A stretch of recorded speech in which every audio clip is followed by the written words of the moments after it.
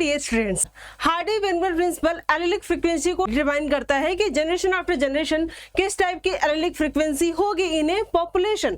तो ये क्या कहता है कि द एलिलिक जीनोटाइप और frequency in a population remain constant, जो p plus q equal to 1 से इंडिकेट करता अनटिल एंड अनलेस जब तक कि कोई इवोल्यूशनरी इन्फ्लुएंसेस उसमें नहीं आता है, यानी कि कोई इवोल्यूशनरी डिस्टर्बेंस नहीं आ रहा है, तो p plus q equal to constant होगा।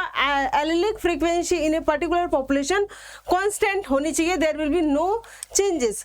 अब इस इक्वेशन को कैसे इंडिकेट करते हैं? p square plus 2pq plus q square equal to 1, चूंकि ये कांस्टेंट है। p यहाँ पे क्या है? ये होमोजाइगस डोमिनेंट फ्रीक्वेंसी को बताता है, homozygous as well as dominant, जिसमें हमारे पास दोनों कैपिटल ए या कैपिटल लेटर से इंडिकेट करते हैं।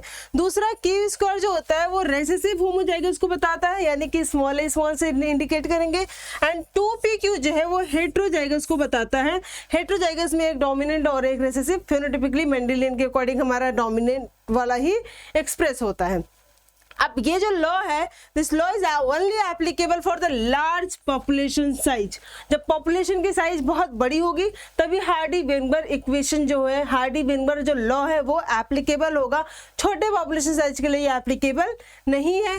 सेकंड, रैंडम मेटिंग होता है जो ह्यूमन में पॉसिबल नहीं है, रैंडमली मेटिंग हो रही है तब ये एलिलिक फ्रीक्वेंसी कांस्टेंट होगी। Next one is non evolving population. इस पॉपुलेशन में कोई इवोल्यूशन नहीं हो रहा है, कोई चेंजेस नहीं हो रहा है, तभी हार्डी-वेनबर्ग इक्वेशन एप्लीकेबल हो पाएगा, लेकिन ये भी पॉसिबल नहीं है। So we can say that the Hardy Weinberg equation और Hardy Weinberg principle is the identical condition, जो कि रियली में बहुत ही कम एग्जिस्ट करती है या देखने को मिलती है। That's all for the day. Have a great day. Bye bye.